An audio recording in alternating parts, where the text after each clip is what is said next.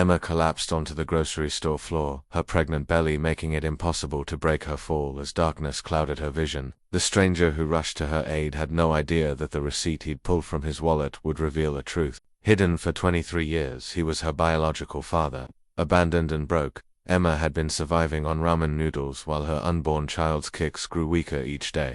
Neither could imagine how this chance encounter would heal wounds they didn't know they shared. Who was this man, and why had he never been in his daughter's life until now? If this story touched your heart, please like and subscribe. Emma felt the cold tile against her cheek before she fully realized she had fallen. The fluorescent lights of Save Mart swirled above her as concerned voices echoed in her ears. Her hands instinctively moved to protect her swollen belly. 8 months of hopes and fears wrapped in stretched skin and exhaustion. Give her space, a deep voice commanded. The crowd of curious shoppers parted as a man in an expensive charcoal suit knelt beside her. His salt and pepper hair framed a face lined with concern, eyes a startling shade of green that seemed oddly familiar. "I'm fine," Emma whispered, though the black spots dancing in her vision suggested otherwise. "Just got dizzy, you're not fine." His voice was firm but gentle. "When did you last eat something substantial?" Emma looked away, embarrassed. The meager contents of her shopping basket told the story she couldn't bring herself to voice. 6 packets of ramen, a jar of peanut butter, and the cheapest prenatal vitamins on the shelf. Her carefully counted $20 wouldn't stretch further. "Let me help you up," the stranger said, extending his hand. The gold band of an expensive watch peeked from his sleeve as he supported her elbow. "I don't need charity," Emma insisted, her pride the only thing she had left after Tyler had walked out. After her boss had fired her for being a liability in her condition. "It's not charity," the man replied. "It's basic human decency." Something in his tone silenced her protests. With his support, Emma managed to stand, though her head still spun. "I'm Richard," the man said, steadying her. "Richard Westbrook." "Emma Davis," she replied automatically.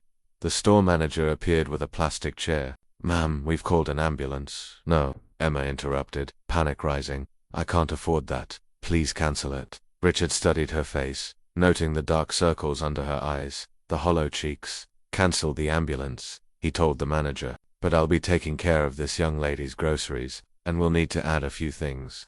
Before Emma could object, Richard was guiding her cart through the aisles, adding fresh fruit, vegetables, milk, eggs, chicken, and bread. Emma watched in mute shock as the total climbed well beyond her budget. "You really don't have to," she began. "I know I don't have to," Richard said quietly.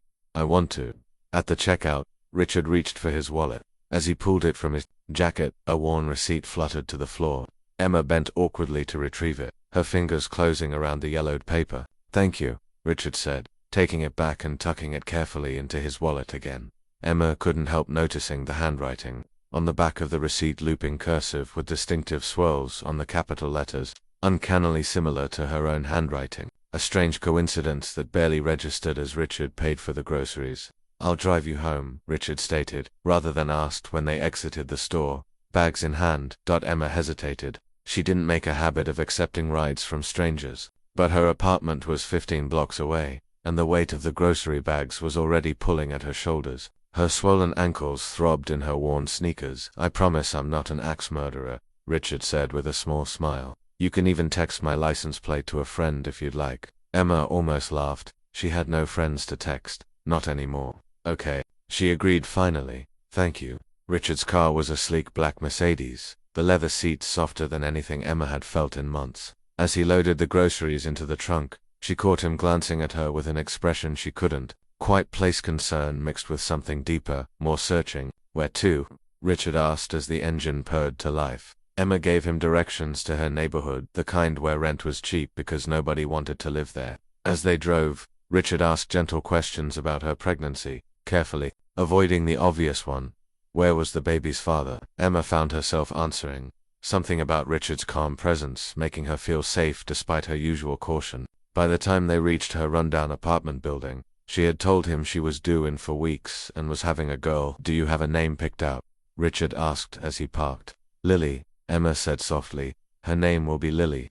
For a moment, Richard's composed expression faltered, something like pain flashing across his features before he quickly masked it. "That's a beautiful name," he said finally. "My mother's name was Lily." Emma's apartment was exactly what Richard had expected. A cramped studio with peeling paint and a mattress on the floor. A small table with a single chair stood by the kitchenette. The bathroom door hung slightly askew on its hinges. Despite the poverty, everything was meticulously clean, a futile battle against the building's inherent decay. You shouldn't carry these, Richard said, hefting the grocery bags. Where would you like them? Emma pointed to the tiny counter.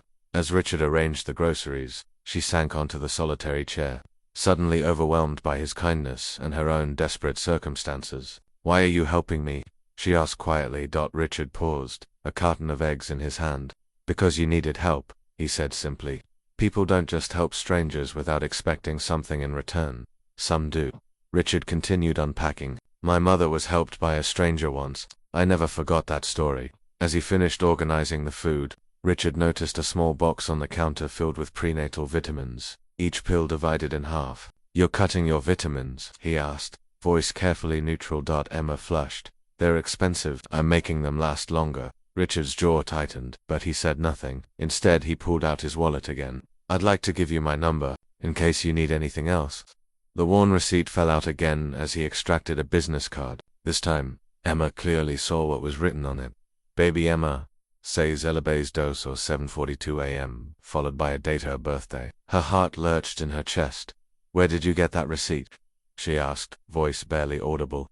Richard glanced down at the yellowed paper. This old thing, I've carried it for years. It's a reminder of what Richard seemed to debate with himself before answering. Of the day I lost everything that mattered. Emma's mind raced.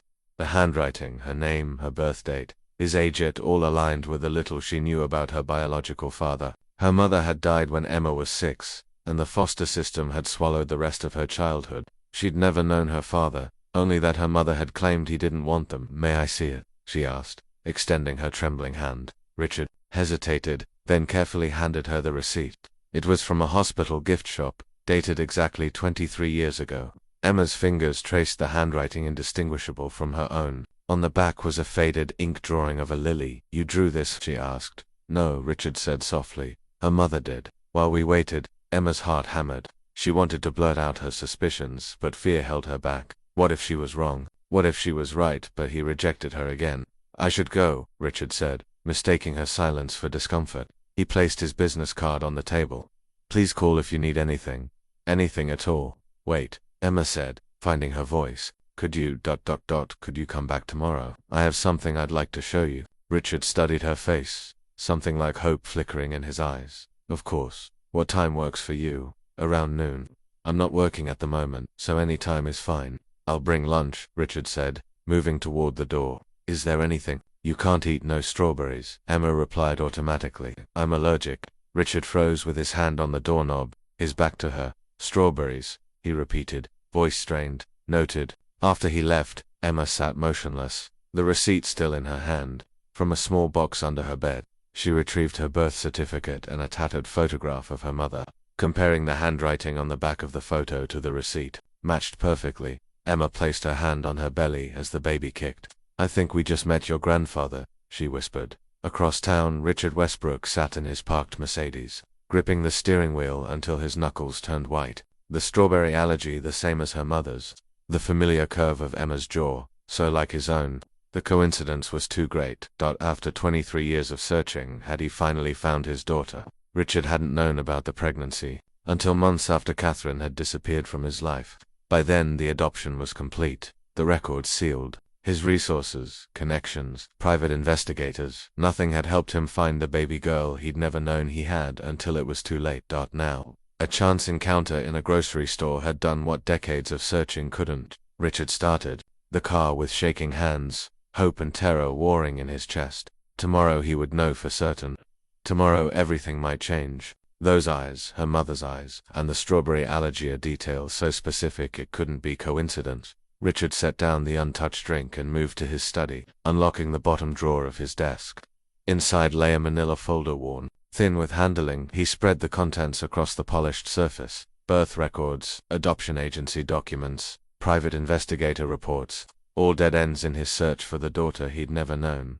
Catherine had left without a word 23 years ago. By the time he'd tracked her to Chicago 6 months later, She'd already given birth and surrendered their baby for adoption. His name wasn't on the birth certificate. He had no legal claim. "You were too busy building your empire," Catherine had said during their final confrontation, her voice bitter with resentment. "A baby wouldn't fit into your 5-year plan." She'd been wrong.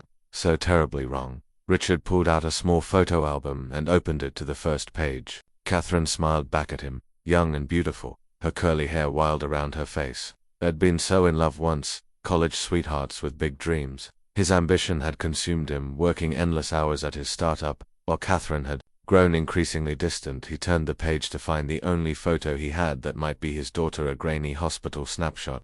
Catherine's sister had secretly sent him years later. A newborn wrapped in a pink blanket, tiny face barely visible on the back, in Catherine's distinctive handwriting, "Emma, 6 pounds 2 ounces. Richard had hired the best private investigators, but sealed adoption records had proven impenetrable. Each year on Emma's birthday, he added to a trust fund she might never know existed. His phone buzzed a text from his assistant, reminding him about tomorrow's board meeting. Richard typed a quick response. "Reschedule everything. Family emergency." Family. The word felt foreign and precious. Richard moved to his bedroom, opening his closet to the shrine hidden within. A collection of gifts for milestones never shared. A silver rattle for her first Christmas, a tiny bracelet for her 5th birthday, a music box for her 16th, presents bought year after year, wrapped and stored away, keeping hope alive when logic said to let go. His ex-wife Caroline had called it unhealthy, this dedication to a child he'd never known. "It's why you can't fully commit to us," she'd said, when filing for divorce after 3 years of marriage. "You're living in the past." Perhaps she'd been right. Richard had built Westbrook Technologies into a billion-dollar company, but his personal life remained empty. No children with Caroline, no serious relationships since their divorce 8 years ago. Just the hollow ache of something someone-missing. Richard pulled out the small jewelry box he'd bought last year.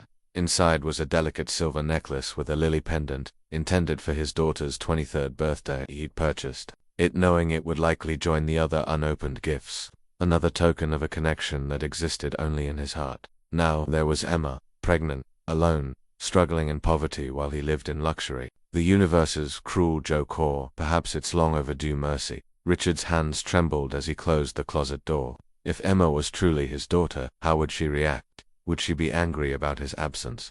Would she believe he hadn't known, hadn't abandoned her by choice? The thought that she might reject him made his chest constrict with panic. He moved to his bathroom, staring at his reflection in the mirror. What would Emma see when she looked at him? A wealthy stranger? A deadbeat father? Or just a man who had spent 23 years searching for the piece of his heart that had been torn away? Richard splashed cold water on his face and checked his watch. 3:17 a.m. Sleep would not come tonight. Instead, he returned to his study and opened his laptop. With methodical precision, he began researching everything related to pregnancy complications, prenatal nutrition, and resources for single mothers. If Emma was his daughter, he had 23 years of protection and provision to make up for by dawn. Richard had formulated a plan.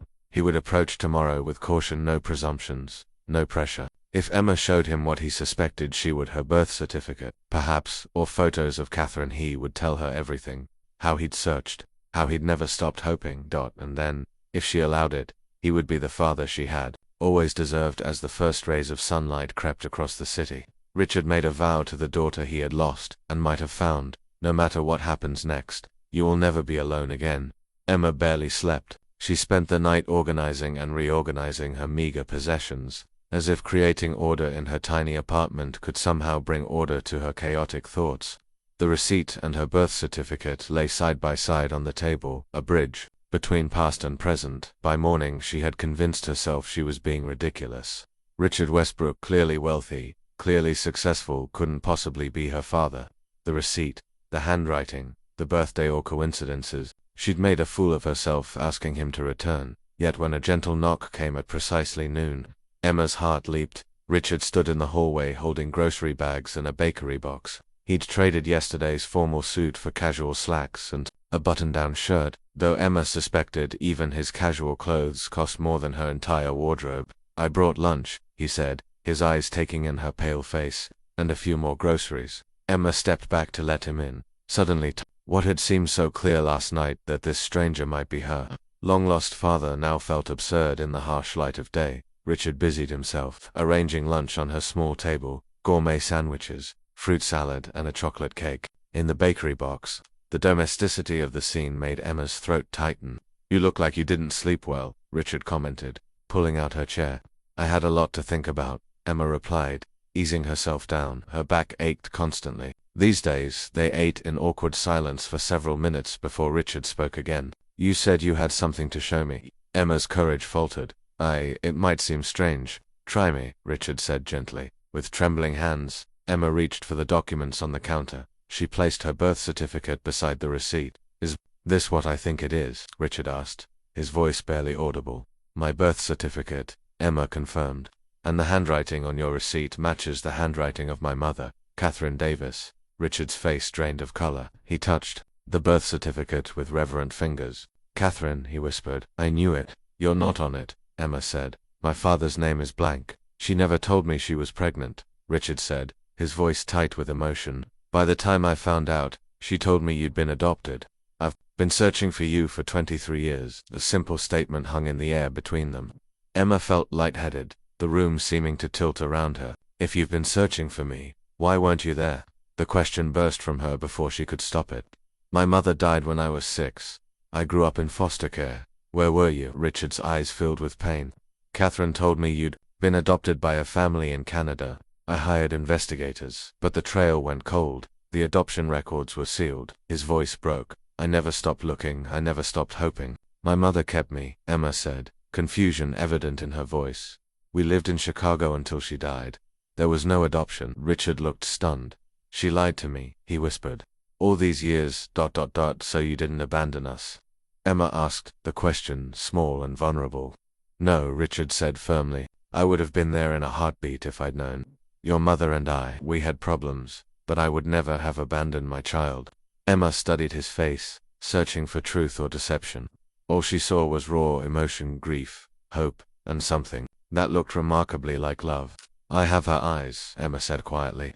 "People always told me I have my mother's eyes." "You do," Richard agreed, his voice thick. "But you have my jawline, and my hands." He gestured to her long fingers, so similar to his own. For a moment, they simply looked at each other, seeing the reflection of shared genetics that had been hidden for so long. "I don't know what to say," Emma admitted. "Yesterday, I was alone, and today, I might have a father." "You do have a father," Richard corrected gently. "Whether you want me in your life or not is your choice, but I am your father. Emma DNA would confirm it, but I don't need a test to know you're my daughter." The certainty in his voice broke something inside Emma War she'd built around her heart through years in the foster system. Years of believing herself unwanted. "Why did she lie?" Emma asked, tears spilling down her cheeks. "Why did she keep us apart?" Richard sighed heavily. "Catherine and I were very young. I was building my company, working 18-hour days. She felt neglected, probably rightfully so. When she left, I thought she just needed space.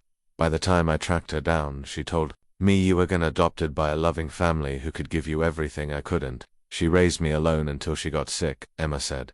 "Cancer. After she died, there was no one, no family came forward." Richard's face contorted with grief. "If I had known," God, Emma, "if I had known." Suddenly the distance between them was unbearable. Emma stood, took 2 shaky steps, and found herself enfolded in her father's arms for the first time in her life. She sobbed against his chest. 23 years of loneliness pouring out. "I'm so sorry," Richard whispered into her hair. "I'm so sorry I wasn't there. But I'm here now. If you'll let me, I'll be here now." They talked for hours, filling in the missing years. Richard spoke of building Westbrook Technologies from a startup to a Fortune 500 company.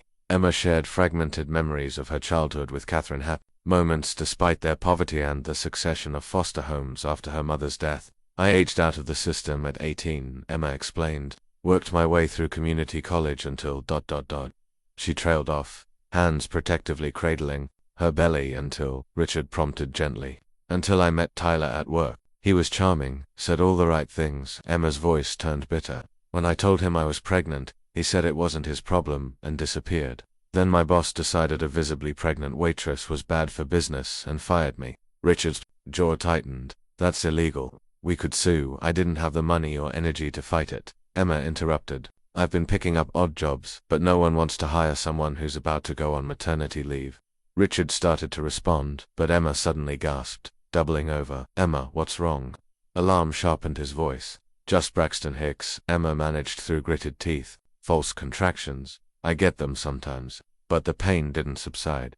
Instead, it intensified, radiating across her abdomen. When Emma straightened, her face had gone white. This feels different, she whispered, fear threading through her words. Richard was already reaching for his phone. I'm calling an ambulance. No, please, the cost. Don't worry about the cost, Richard said firmly, dialing 911. I'm taking care of it. The pain receded momentarily, leaving Emma shaken. Maybe it's nothing. Then a warm gush of fluid soaked through her leggings. My water broke, she said, panic rising. It's too early. I'm only 34 weeks. Richard reported this to the emergency operator, his voice steady despite the fear evident in his eyes.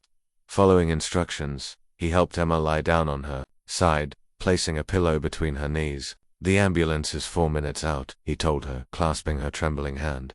Everything's going to be okay. You don't know that, Emma whispered as another contraction gripped her. Richard squeezed her hand. I'm not going to let anything happen to you or my granddaughter, I promise.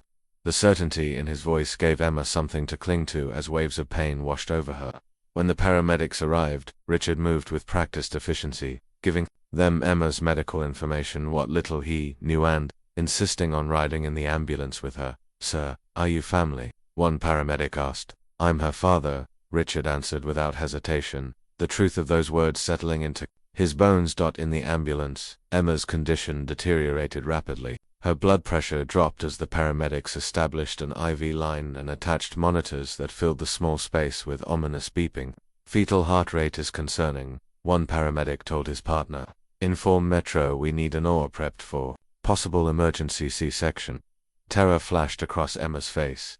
Richard leaned close, his voice low and steady in her ear. I'm right here. I'm not going anywhere. I'm scared, Emma admitted, her voice small. I know, but you're stronger than you know. Richard brushed damp hair from her forehead. Just like your mother. At the hospital, a swarm of medical personnel whisked Emma away, leaving Richard in a sterile waiting room with clipboard-wielding administrators asking about insurance. He cut through the red tape with the ruthless efficiency that had built his empire. She's covered under my insurance, he lied smoothly, providing his own premium policy information, and I want the best neonatal specialists available. Money is no object. The Westbrook name opened doors. Within minutes, Richard was escorted to a private consultation room where a grave-faced doctor awaited. Mr. Westbrook, I'm Dr. Rivera, the attending obstetrician. Your daughter is severely malnourished and anemic. The baby is showing signs of distress, and we're concerned about placental insufficiency. What does that mean? Richard asked, fear clawing at his throat.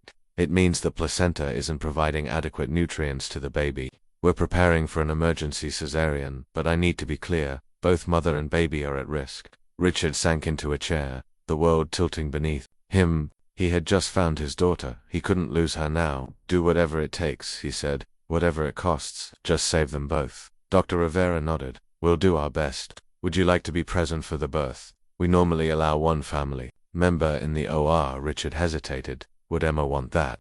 We've only just met. She's been asking for you, Dr. Rivera said simply. 20 minutes later, Richard stood beside Emma in a surgical gown, mask and cap, holding her hand as the medical team worked on the other side of a blue drape. Emma's eyes were wide with fear above her oxygen mask. The baby's coming, a nurse announced. Just a little pressure now, Emma. Emma squeezed Richard's hand with surprising strength. Don't leave, she whispered. Never again, Richard promised, his voice breaking.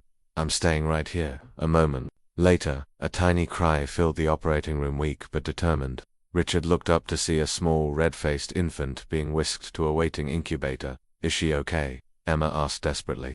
5 pounds even, called the neonatal specialist. She needs some help breathing, but her heart rate is strong. Richard felt tears streaming beneath his surgical mask. She's beautiful, Emma. Perfect. I want to see her, Emma murmured, her voice fading as the medications pulled her toward unconsciousness.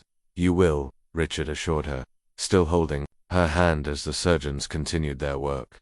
You both have a lifetime ahead of you, and I'll be there for every moment of it. As Emma's eyes fluttered closed, Richard made a silent vow to the daughter he had just found and the granddaughter he had just met. Nothing would ever separate his family again. Emma drifted in and out of consciousness. the sterile hospital room gradually coming into focus. The steady beep of monitors created a rhythmic backdrop to her scattered thoughts. Each time she woke, Richard was there, sometimes on the phone speaking in hushed, authoritative tones about specialists and equipment, sometimes simply watching her with a tenderness that made her chest ache. "Lily," she asked when she finally found her voice, parched and barely audible. Richard leaned forward immediately. "She's in the NICU, she's small but fighting hard." He offered her a cup of water. With a straw. "The doctors say she's doing remarkably well for her gestational age. They've got her on oxygen support, but her lungs are developing quickly." "I want to see her," Emma whispered. "As soon as you're strong enough," Richard promised. "Dr. Rivera says maybe tomorrow if your numbers keep improving."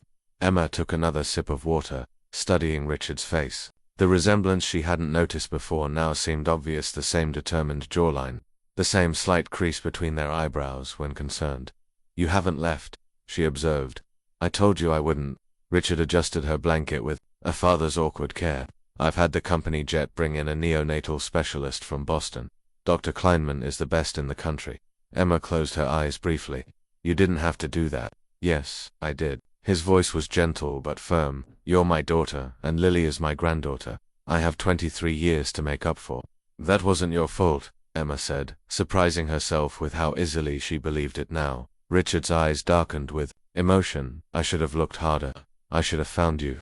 "Tell me about the search," Emma said, settling back against her pillows. "I want to know everything." Richard pulled his chair closer and began to speak, his voice low and measured. He told her about hiring private investigators, about the false leads and dead ends, about setting up a trust fund for a daughter he might never find, about the birthday gifts purchased year after year. "You kept hoping all that time?" Emma asked, amazed. "Hope was all I had," Richard admitted. "When Catherine died," he paused, swallowing hard. "I read her obituary by chance. It mentioned she was survived by a daughter, Emma. That's when I knew you hadn't been adopted after all, but you still couldn't find me." Richard nodded, his expression pained. "The foster system is difficult to navigate without legal standing. By the time I had any solid leads, you had aged out and disappeared." A nurse entered with medication, temporarily halting their conversation. When they were alone again, Emma found herself sharing her own story, the good foster homes and the bad ones, the struggle to stay in school, her dreams of becoming a teacher someday. "I was one semester away from my associate's degree when I got pregnant," she explained. "I thought Tyler and I would build a life together." Her laugh was hollow. "Stupid, right?" "Not stupid," Richard corrected. "Hopeful. There's a difference." Emma's eyes filled with tears. "I've made such a mess of things. I have no job, no degree, no home worth bringing a baby to." "You have me now," Richard said simply. "And I have resources that can help with all of that." "I don't want charity," Emma protested weakly. "It's not charity from a father to his child," Richard countered.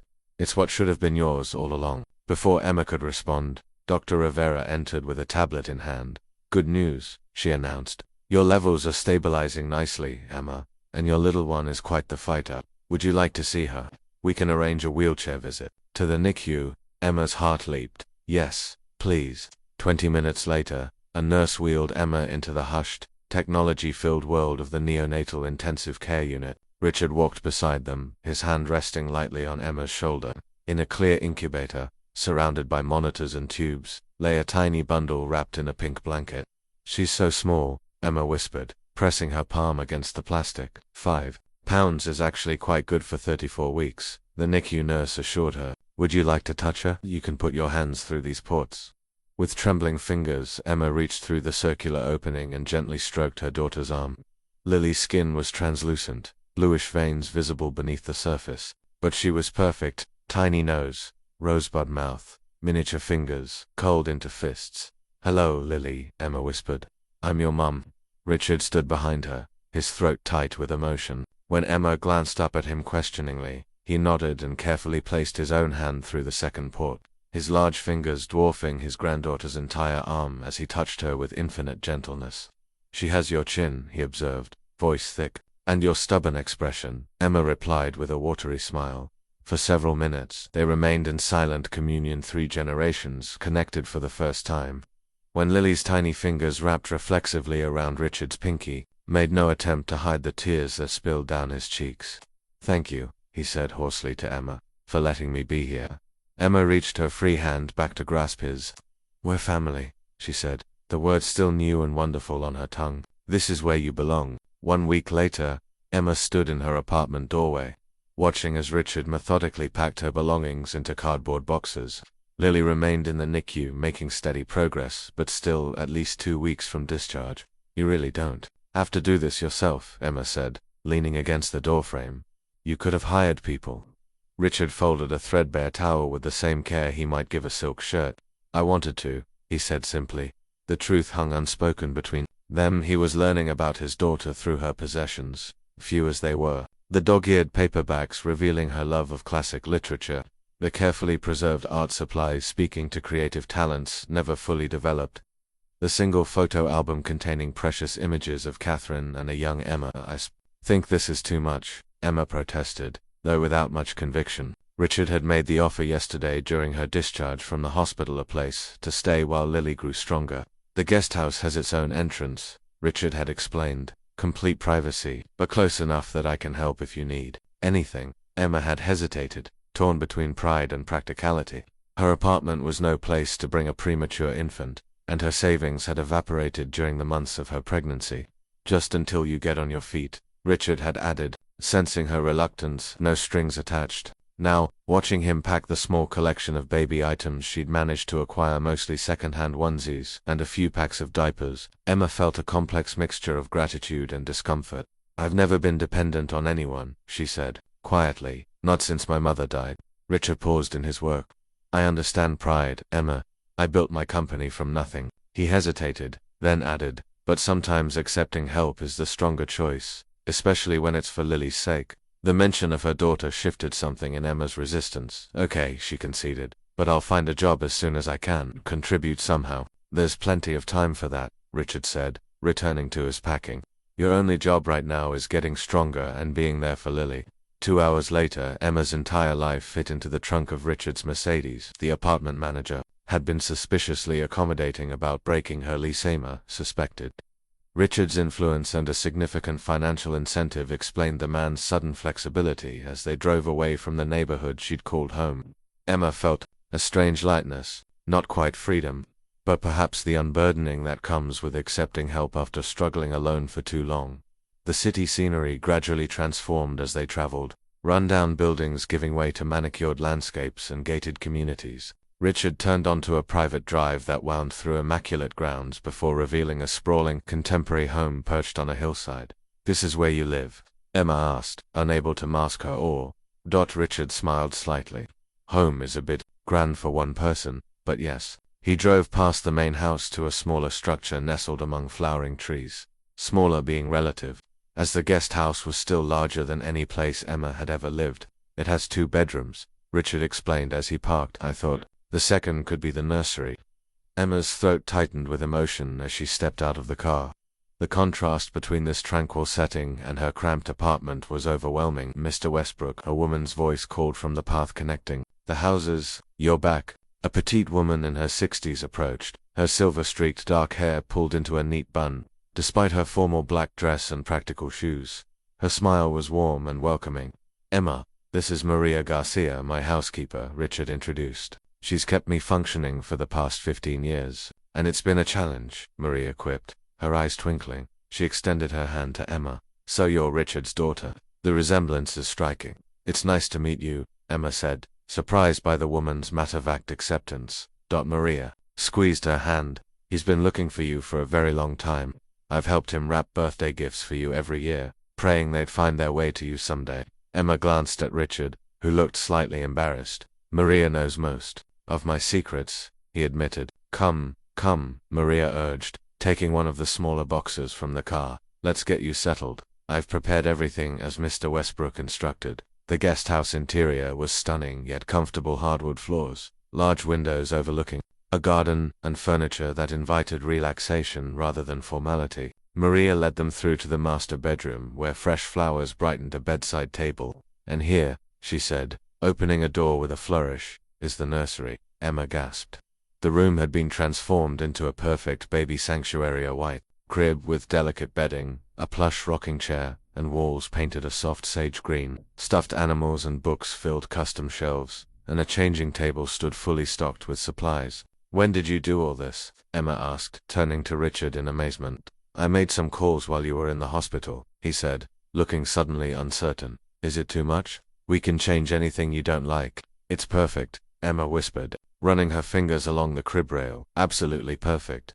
"There's something else," Richard said hesitantly. He crossed to the closet and slid open the door to reveal a collection of wrapped gifts arranged by size 23 packages, each with a tag bearing Emma's name and an age, from newborn to 23 years. "I thought you might want to open them sometime," Richard said, his voice uncharacteristically vulnerable, "or not. It's entirely up to you." Emma stared at the physical manifestation of her father's decades-long hope, each gift a testament to his refusal to give up on finding her. The wall she'd built around her heart, the one that had already begun to crumble, collapsed completely. "Thank you," she managed through tears, "for never forgetting me." Maria discreetly wiped her own eyes before announcing, "Dinner will be ready in an hour. Nothing fancy, just my chicken enchiladas that Mr. Westbrook claims are the best in the state." As she bustled out, Emma found herself truly smiling for the first time in months. "I think I'm going to like it here," she said softly. Richard nodded, his own smile reflecting hers. "Welcome home, Emma." Days turned into weeks as Emma settled into a new routine. Mornings began with Richard driving them to the hospital, where they spent hours in the NICU with Lily. The tiny baby grew stronger daily, graduating from oxygen support to breathing on her own, from tube feedings to successfully nursing. "She's quite the determined little one," Dr. Kleinman observed during his daily rounds. "Takes after her mother and grandfather, I'd say." Emma glowed with pride at each milestone. When Lily finally reached 5.5 pounds, the minimum weight for discharge, she cried tears of joy. "We're taking her home tomorrow," she told Richard, who had stepped out to take a business call. "Dr. Kleinman just cleared her." Richard's face lit up with genuine delight. "That's wonderful news. We should celebrate." That evening, Maria prepared a special dinner in the main house, Emma's first time dining there rather than in the guest house. Richard gave her a tour beforehand, the vast spaces both impressive and slightly intimidating. "This place must feel so empty with just you," Emma commented as they walked through a formal living room that could have hosted 50 people comfortably. "It does," Richard admitted. "I bought it thinking someday I'd fill it with family." His smile turned wistful. "Plans don't always work out as we expect." In Richard's study, Emma noticed a framed photo on his desk, Catherine in her early 20s, laughing at the camera. She picked it up, studying her mother's familiar features.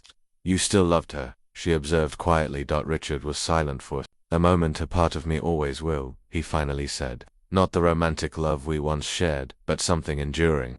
She gave me you, after all." "Why do you think she lied?" "About the adoption," Richard sighed, leaning against his desk. "I've asked myself that 1,000 times. I think she believed I'd take you from her if I knew. I was already successful by then, could have afforded good lawyers." He shook his head. "Or maybe she thought I genuinely wouldn't want you, and was protecting you from rejection." "Did you try to find her after she left?" "Immediately," Richard confirmed. "It took me 6 months to track her to Chicago. By then she told me you'd been adopted by a wonderful family in Canada. I believed her." Emma replaced the photo carefully. "I wish I could ask her why. There's so much I don't understand." "Catherine was complicated," Richard said gently. "But she loved you fiercely, that much I know for certain." Dinner that night was filled with comfortable conversation, punctuated by Maria's delighted planning for Lily's homecoming. As Emma sampled Maria's flan dessert, she noticed Richard watching her with an oddly intent expression. "What?" she asked, self-consciously wiping her mouth. "You wrinkle your nose exactly like your mother did when you're concentrating," he observed. "And you hold your fork the same way I do." Emma glanced down at her hand, noticing for the first time how she balanced the utensil between her middle finger and thumb, identical to Richard's grip. "It's strange, isn't it?" she said. "All these little things we share without ever knowing each other. Not just physical traits," Richard noted. "Maria found your box of books. You have the same taste in literature I had at your age. Dickens, Austen, Steinbeck." Emma smiled. "Mum used to read to me every night. Those were her favorites too." "I gave her those books," Richard said softly. "Our first Christmas together, I found first editions of her favorite novels." The revelation of these connections, these invisible threads that had bound them even in separation, filled Emma with a sense of belonging she'd never experienced before. Later that evening, as Richard walked her back to the guest house beneath a sky scattered with stars, Emma found herself confessing her fears. "I don't know if I'll be a good mother," she admitted.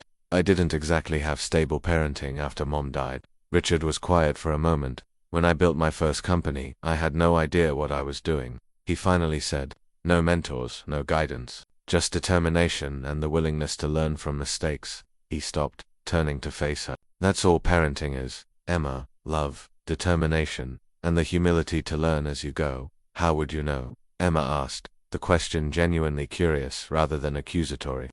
You never raised a child. No, Richard acknowledged, but I've watched enough parents to know the good ones share those qualities. He hesitated, then added, I'd like to help, if you'll let me, not take over, just be there, for both of you. Emma considered his offer as they reached the guest house. The porch light cast a warm glow across the garden, crickets providing a gentle soundtrack to the night. I'd like that, she decided. Lily deserves to know her grandfather. Richard's smile held a lifetime of longing finally fulfilled. Thank you. The next morning dawned bright and clear, perfect weather for Lily's homecoming. Richard had arranged for the hospital's best pediatric nurse to visit daily for the first week, ensuring Emma had expert support during the transition. As they drove to the hospital for the final time, Emma realized she was humming an old lullaby Catherine had sung to her as a child. I know that tune, Richard said, surprised. Your mother used to hum it when she was happy. Emma smiled. It's called Lily's Lullaby. Mum said her grandmother sang it to her. Richard shook his head in wonder.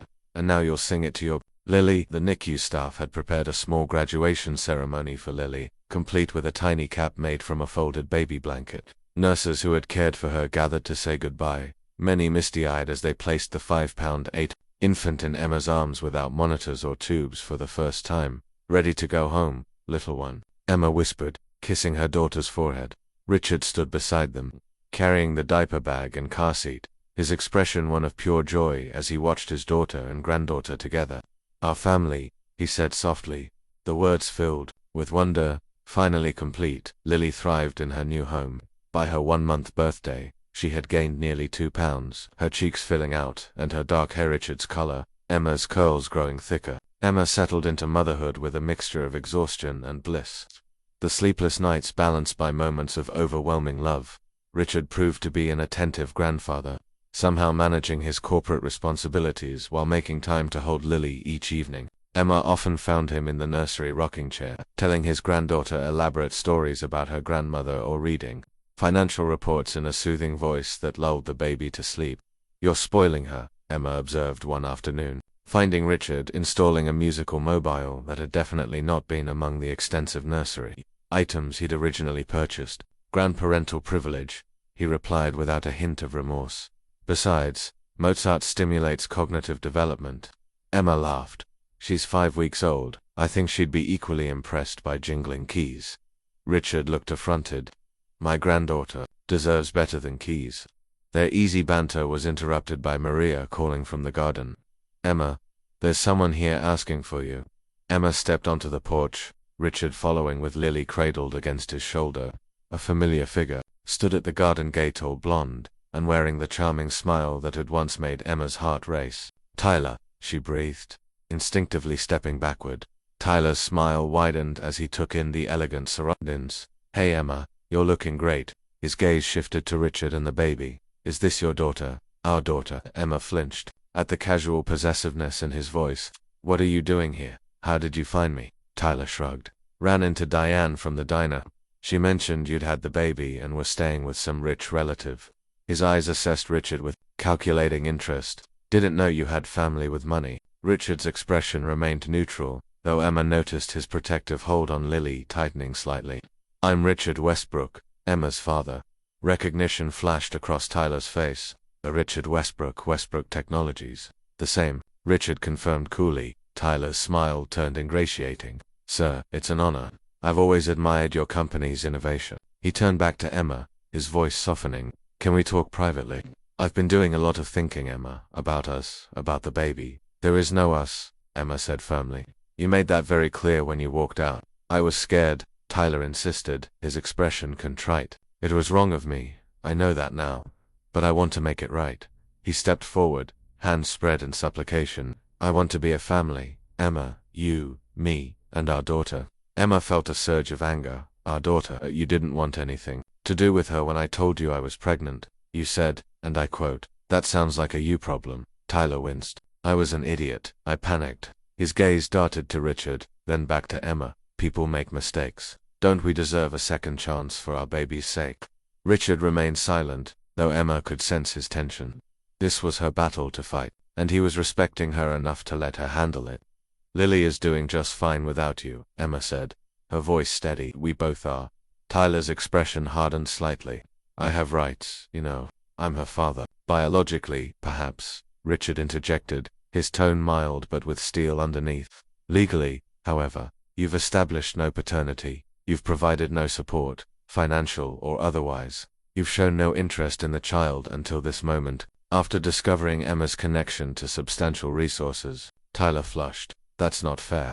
I didn't know about those resources until just now. But you knew about Lily, Emma pointed out. You knew I was pregnant and struggling. You had my number. You never called, not once, to ask if we were okay. I want to make it up to you, Tyler insisted, desperation creeping into his voice. We could be a real family. I could get a job at Westbrook Technologies, work my way up. Stop, Emma interrupted, suddenly clear-eyed about the man she'd once thought she loved. This isn't about Lily or me. This is about what you think you can get. Tyler's facade cracked. Be reasonable, Emma. You're living in a mansion now. Things have changed. Why shouldn't I benefit too? I mean, that is my kid.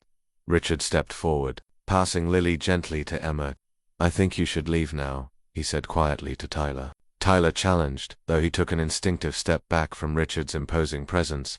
Or I'll make a call to my legal team, Richard replied evenly. They're quite thorough in their background investigations. Would they find anything interesting in yours, Tyler? Outstanding debts, legal issues, employment history, discrepancies. Tyler paled slightly. You can't threaten me. It's not a threat, Richard corrected. It's standard procedure when someone makes claims against my family. Emma. Tyler tried. Again, his voice wheedling. Don't be stupid. We could work this out. I could be good for you, for the baby. Emma bounced Lily gently as the infant began to fuss. You know what's funny, Tyler? A month ago, I might have believed you. I was so desperate for Lily to have a father that I might have given you another chance. She smiled down at her daughter, then looked back at him with newfound strength. But she already has all the family she needs. Tyler's expression turned ugly. You'll regret this. I'll take you to court. You'll do nothing of the sort, Richard interrupted, his patience clearly at an end. Because if you attempt to disrupt my daughter's life or my granddaughter's well-being, I will use every resource at my disposal to ensure you regret it. He stepped closer to Tyler, his voice dropping. And I have considerable resources. The threat hung in the air between them. Tyler glanced from Richard's steely gaze to Emma's resolute expression, then to the baby in her arms. Whatever, he muttered finally, backing away. Keep your kid. It's not like I wanted to be tied down anyway. As Tyler stalked toward the gate, Emma called after him. Tyler. He turned, hope flickering briefly across his face. Don't come back, she said clearly. We don't need you. After Tyler disappeared down the driveway, Emma let out a shaky breath. Richard placed a supportive hand on her shoulder.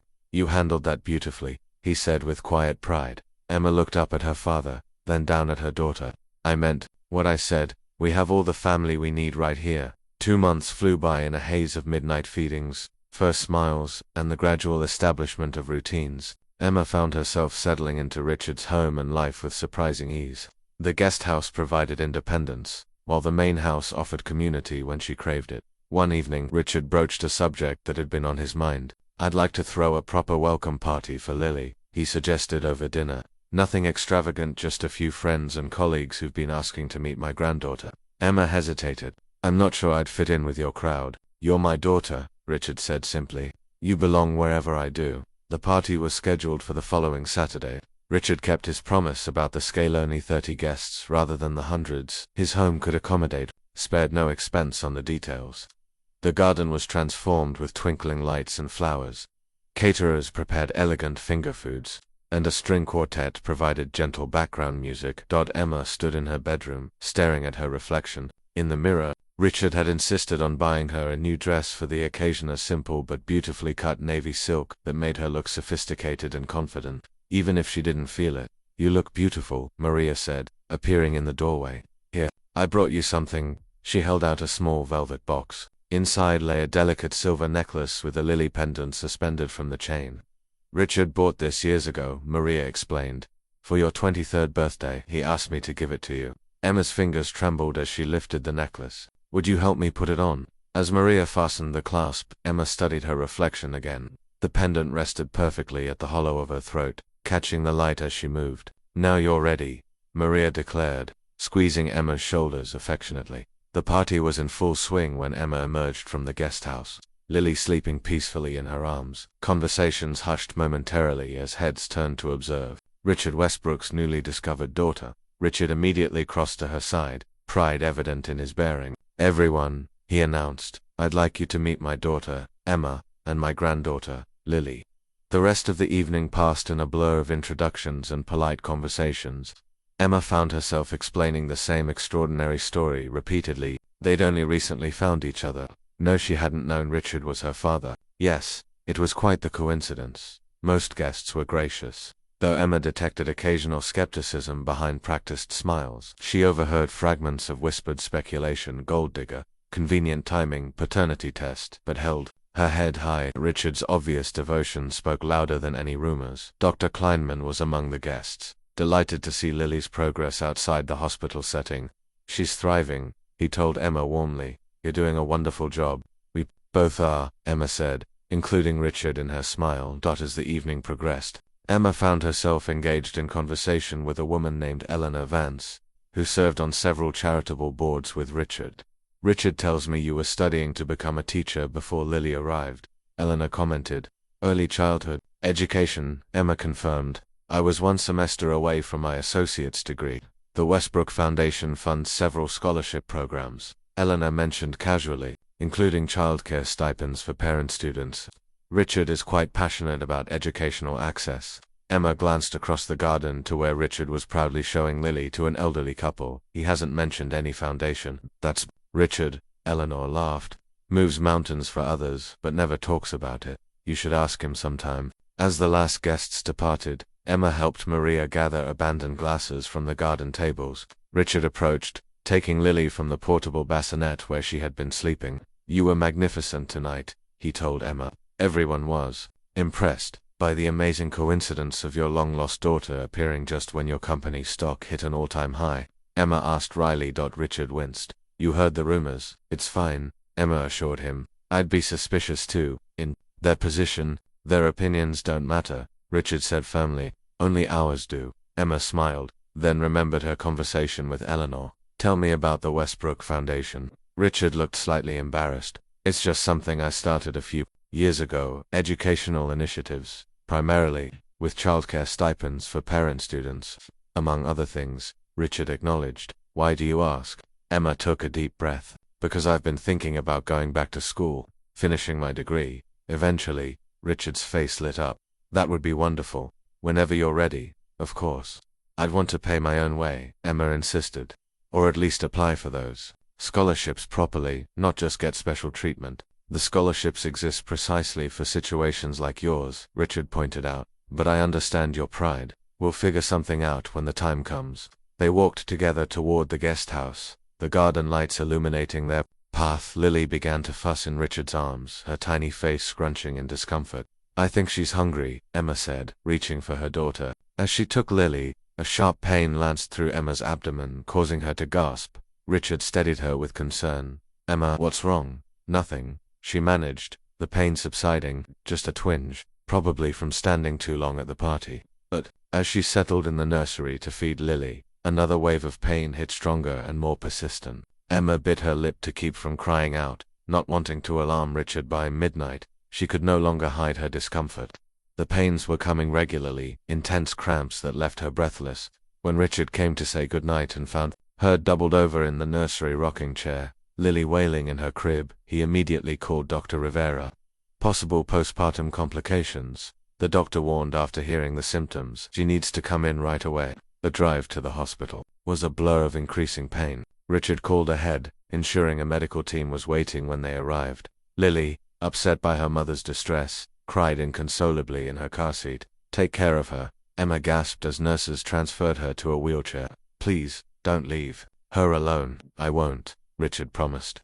Torn between following Emma and staying with his distraught granddaughter, Maria arrived minutes later, summoned by Richard's urgent call. She took charge of Lily with practiced efficiency, allowing Richard to join Emma in the examination room. Dr. Rivera's face was grave as she reviewed the ultrasound. Retained placental fragments, she explained. They've caused an infection. We need to perform a D&C immediately. Will she be okay? Richard asked, his voice tight with fear. We've caught it relatively early, Dr. Rivera assured him, but we need to move quickly. As nurses prepared Emma for surgery, she clutched Richard's hand. I'm scared, she admitted, her voice small.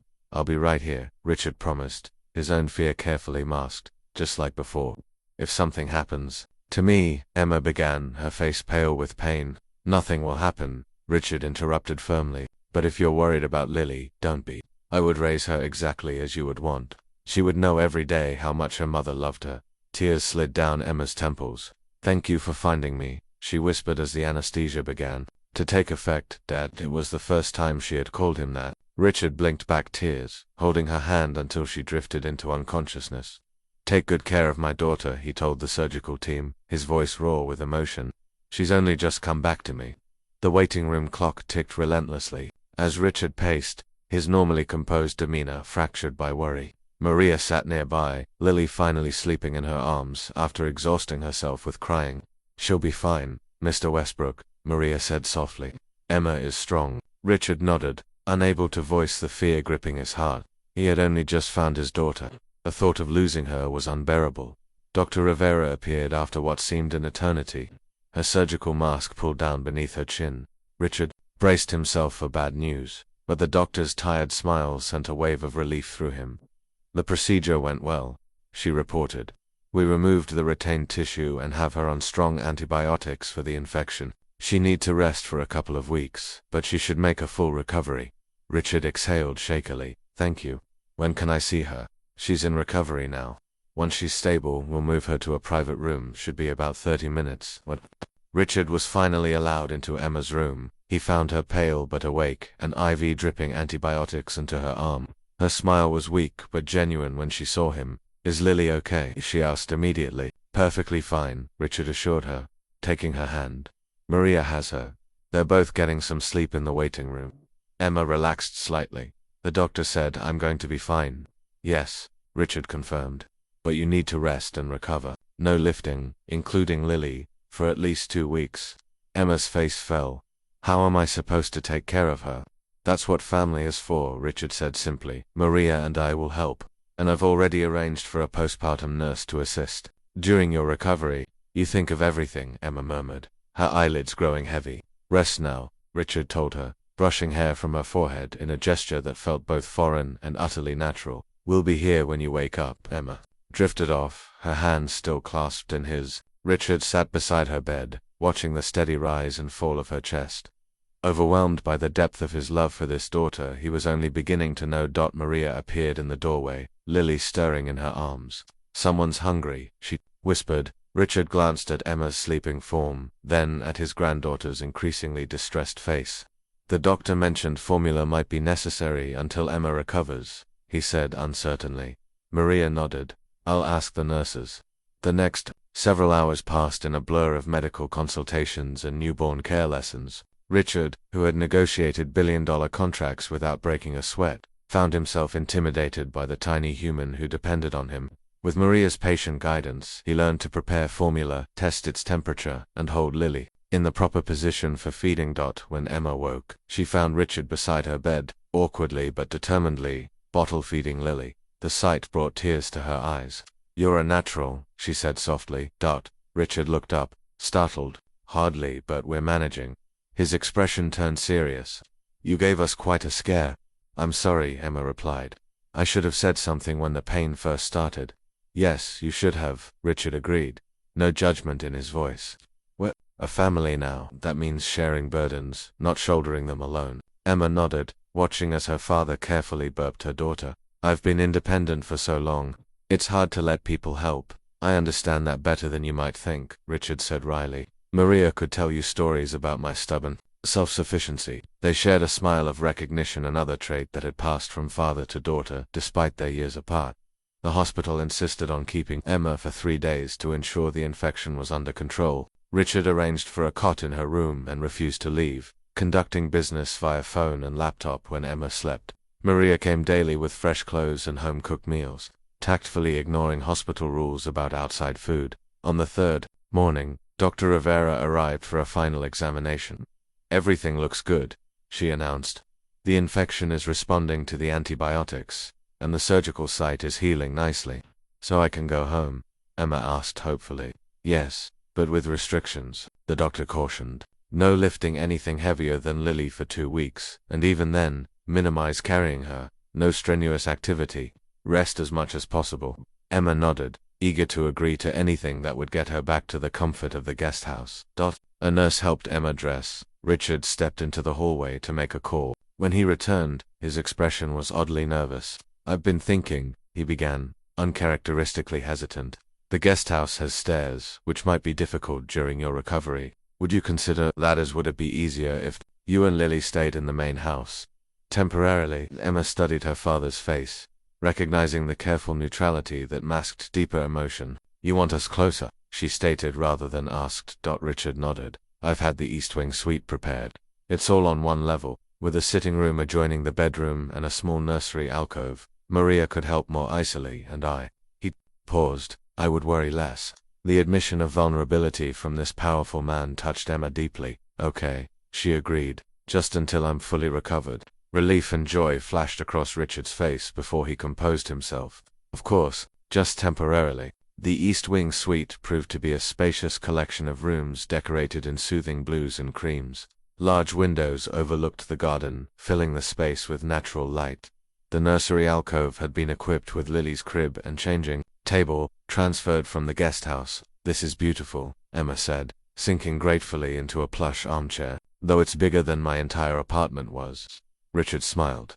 "It's been empty since my mother last visited, years ago. She would be pleased to know it's being used by her granddaughter and great-granddaughter." "Tell me about her," Emma requested, settling Lily against her shoulder. "Your mother."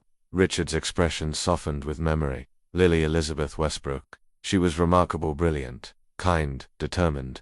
I started my company with seed money she'd saved from her teaching salary. She believed in me when no one else did." "She sounds like someone I would have liked to know," Emma said.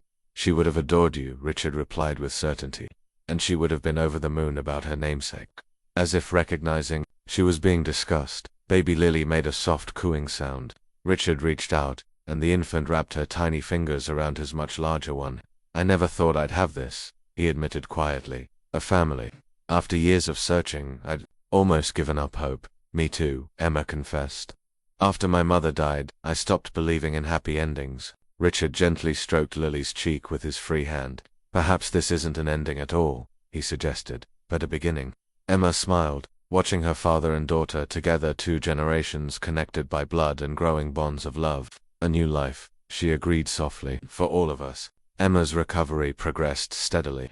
The temporary arrangement in the main house stretched from days into weeks, the East Wing suite gradually accumulating the small touches that transformed it, from guest quarters to Homer's books, stacked on bedside tables, Lily's toys scattered across plush carpets, family photos in simple frames. One afternoon, as autumn painted the garden in amber and gold, Richard knocked on Emma's door with uncharacteristic hesitation. "Do you have a moment?" he asked, an oddly formal note in his voice. Emma looked up from the textbook she'd been studying, preparation for returning to college in the spring. "Of course." Richard entered, carrying a large flat package wrapped in brown paper. "I've been meaning to give you this." It seemed appropriate now. Emma accepted the package, surprised by its weight. As she unwrapped it, a framed document was revealed, her birth certificate, professionally mounted alongside a second, unfamiliar document. "What is this?" she asked, studying the official-looking paper. "Legal recognition," Richard explained. "My attorneys filed to amend your birth certificate, officially acknowledging paternity." He hesitated. "Only if you want it, of course." Emma traced her finger over Richard's name, now listed in the space that had been blank her entire life. "You did this for me, for both of us," Richard corrected gently. "It changes nothing about who we are to each other, but legally, it ensures that you and Lily are recognized as my heirs. No one can ever question your place in my family." The simple statement carried profound meaning for Emma, who had spent most of her life belonging nowhere and to no one. "Thank you," she whispered, blinking back tears. Richard cleared his throat, clearly emotional himself. there's something else, a suggestion, not a requirement. He withdrew an envelope from his jacket pocket. These are papers to legally change your surname to Westbrook, if you'd like, and Lily's as well.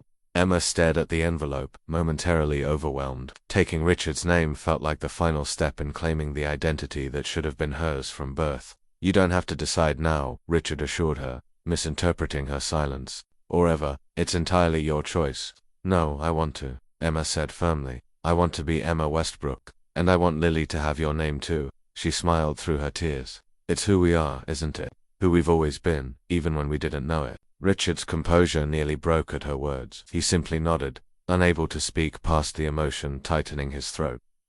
Later that week, they visited the courthouse together, a family outing of sorts, with Lily dressed in a tiny cardigan and headband for the occasion. The judge, moved by their story, offered personal congratulations after signing the name change orders. The Westbrook family, he said, smiling at the trio before him. May you make up for lost time. As they left the courthouse, Emma felt a profound sense of rightness settle over her. She was Emma Westbrook now, daughter of Richard Westbrook, mother of Lily Westbrook. The names linked them together, an unbroken chain of belonging. That evening, as Emma prepared Lily for bed, she found Richard in the nursery alcove, hanging something on the wall. It was a beautiful custom family tree, elegantly designed with 3 generations, represented Richard, Emma, and Lily, their names inscribed in flowing script. I left space, Richard explained, noticing her gaze, for future editions. The simple statement opened possibilities. Emma hadn't allowed herself to consider a life where she might someday fall in love again, perhaps have more children, a future extending beyond the day-to-day survival that had defined her existence for so long. It's perfect, she said softly, after Lily was asleep. Emma joined Richard in the kitchen where he was making tea, a nightly ritual they had established during her recovery. I've been thinking, she began hesitantly, about the guest house. Richard's expression remained carefully neutral. Yes, it seems silly to maintain 2 households on the same property, Emma continued, especially when we spend most of our time here anyway. Are you suggesting what I think you are? Richard asked, hope cautiously entering his voice. If the offer still stands, Emma confirmed. I think Lily and I would like to stay in the main house permanently. The joy that spread across Richard's face was answer enough, but he responded with characteristic thoughtfulness. The East Wing would be yours, completely your own space whenever you need privacy. No expectations or intrusions. I know, Emma said, smiling. You've been very respectful of my independence, but I'm starting to think that family isn't about being independent. It's about being connected while still being yourself. Richard nodded, understanding perfectly. Your mother used to say something similar, that love wasn't about possession but about recognizing someone clearly and cherishing who they truly are. She was wise, Emma observed, accepting the cup of tea Richard offered. Yes, he agreed softly. She gave me the greatest gift in you, even if it took us 23 years to find each other. They sat in comfortable silence, the kitchen warm and bright against the autumn evening. Through the open door, they could hear Lily's soft breathing on the baby monitor, gentle reminder of the miracle that had brought them together. We should go through those gifts sometime, Emma said suddenly. The ones you saved for all my birthdays. I'd like to know what you would have given me if you'd been there. Whenever you're ready, Richard replied. They've waited this long, they'll wait until the moment is right. Emma nodded, sipping her tea.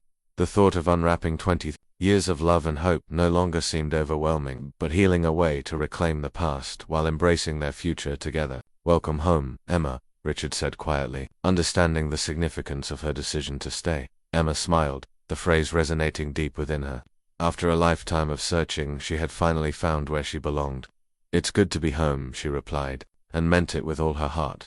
Winter settled over the city, transforming the garden into a crystalline wonderland. Inside the Westbrook home buzzed with preparations for Lily's first Christmas. Richard, it turned out, had a weakness for holiday decorations that bordered on the obsessive, every doorway festooned with garlands, every mantel adorned with greenery and lights. Is that another tree? Emma asked incredulously, finding Richard directing the installation of a 4th Christmas tree, this one in the East Wing sitting room. Every main room should have its own, Richard replied, utterly serious. It's tradition. Whose tradition? Emma laughed. The North Pole's. Richard looked slightly embarrassed. My mother loved Christmas. After she died, I kept it up in her memory. He adjusted a crystal ornament. I may have gotten carried away over the years. Emma's teasing faded. touched by this glimpse of the lonely man who had filled his empty home with lights and decorations each year, honoring absent loved ones. "It's beautiful," she said softly. "Lily's first Christmas should be magical." Between holiday preparations and caring for a now active 6-month-old, Emma still found time to volunteer weekly at a local family resource center. The organization provided support for single parents and children in the foster system, causes close to Emma's heart for obvious reasons. One evening she returned from her volunteer shift unusually quiet. Richard, who had been entertaining Lily with elaborate puppet shows involving her stuffed animals, noticed immediately. "Difficult day?" he asked as Emma sank onto the sofa beside them. "Heartbreaking," Emma admitted. "A young mother came in today, barely 18. She'd aged out of foster care last month, as a 3-month-old, and nowhere to go. The center can provide emergency assistance, but the waiting lists for housing and childcare are months long." She sighed heavily. "It could have been me, so easily." Richard nodded thoughtfully, bouncing Lily on his knee. "What would have helped you most? Before we found each other, I mean." Emma considered the question seriously. "Stability, mainly. Affordable housing, childcare that didn't cost more than I could earn, healthcare." She smiled ruefully. "Basically everything that money can buy but most people can't afford."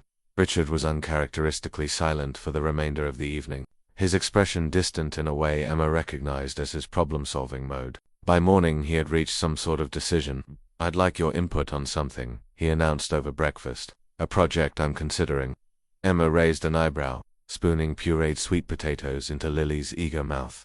"What kind of project?" "The Westbrook Foundation primarily focuses on educational initiatives," Richard explained. "Scholarships, research grants, that sort of thing. But I'm thinking of expanding its mission to include comprehensive support for single parents and children in foster care."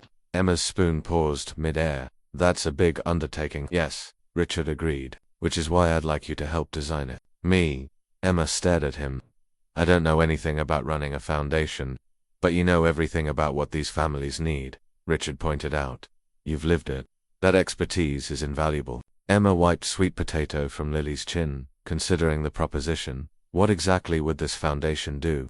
"Whatever you think would make the most difference," Richard said simply. "Housing assistance, childcare subsidies, educational support, healthcare access, you name it, we fund it." "That would cost millions," Emma said, eyes widening. Richard smiled slightly. "I have millions, billions, actually.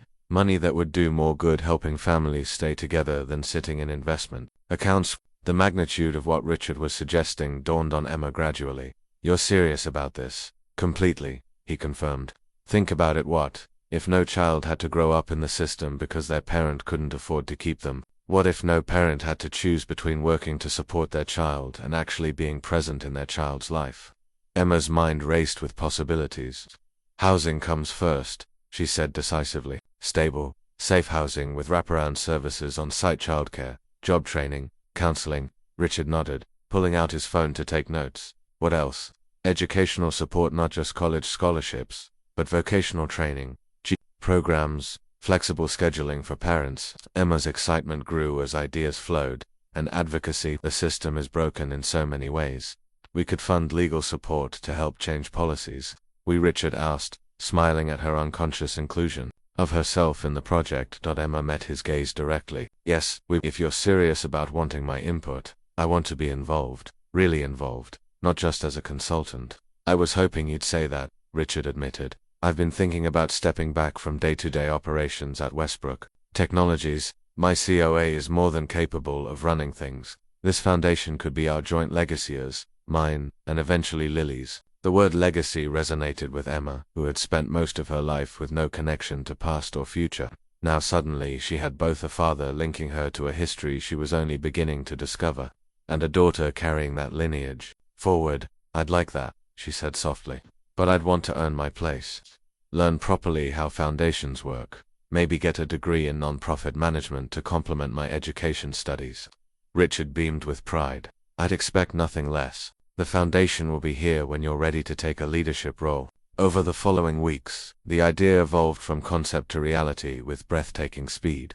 Richard's resources and connections opened doors that would normally have remained firmly closed to a fledgling nonprofit. By Christmas, the expanded Westbrook Family Foundation had office space, a preliminary board of directors, and an initial endowment that made Emma's head spin when Richard finally revealed the figure. "This is really happening," she marveled.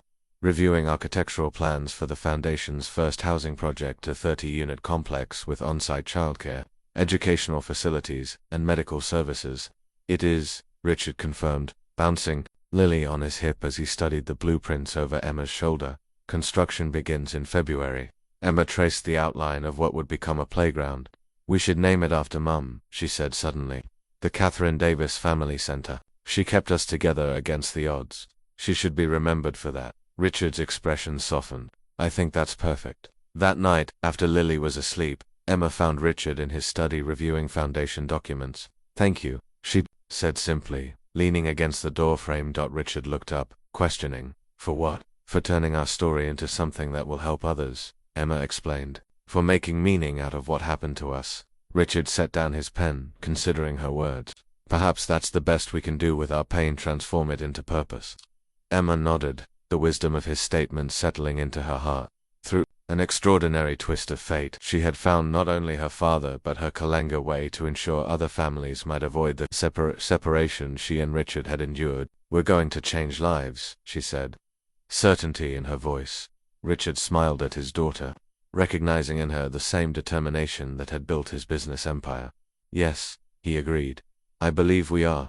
Christmas Eve arrived with a gentle snowfall that transformed the Westbrook estate into a scene from a storybook. Emma stood at the window of the east wing, Lily in her arms, watching fat flakes drift from a pearl-gray sky. "Look, sweetheart," she whispered, guiding Lily's small hand to the glass. "Your first snow." Lily's eyes widened with wonder, her tiny fingers pressing against the cold window as she attempted to catch the swirling flakes on the other side. Her delighted babble brought a smile to Emma's face. "She's fascinated," Richard observed, joining them at the window. "Just like you were at that age." Emma turned, surprised. "How would you know that?" Richard's expression grew wistful. "Catherine sent me a Christmas card that first year after she left. Just one. It had a photo of you reaching for snowflakes. Captioned Emma's first snow. I kept it in my wallet until it disintegrated." The revelation of this small connection across time and separation touched Emma deeply. "I didn't know you had any pictures of me as a baby." "Just that one," Richard confirmed. "I had it digitally restored and enlarged years ago." He hesitated. "It's in my study. If you'd like to see it." "I would," Emma said softly. In Richard's study, a framed photograph sat on his desk, a chubby-cheeked infant with familiar green eyes reaching toward falling snow, joy evident in her tiny face. Beside it stood a recent photo of Lily in an identical pose from moments earlier at the window. "The resemblance is remarkable," Richard said, gazing at the paired images. "3 generations of Westbrook women, enchanted by snow." Emma cradled Lily closer, overwhelmed by the visual evidence of their shared heritage. "Thank you for keeping it. For remembering me, even when you couldn't find me." "I never stopped looking," Richard reminded her gently. "Never stopped hoping we'd have moments like this someday." The evening progressed with the comfortable rituals they had established as a family. Maria prepared a feast that filled the kitchen with mouth-watering aromas: roast turkey, cranberry sauce, and her famous tamales. A nod to her own family's holiday traditions that Richard had embraced years ago. After dinner, they gathered in the main living room where the largest of the Christmas trees dominated the space, its lights reflecting in the floor-to-ceiling windows. A fire crackled in the hearth, casting dancing shadows across the walls.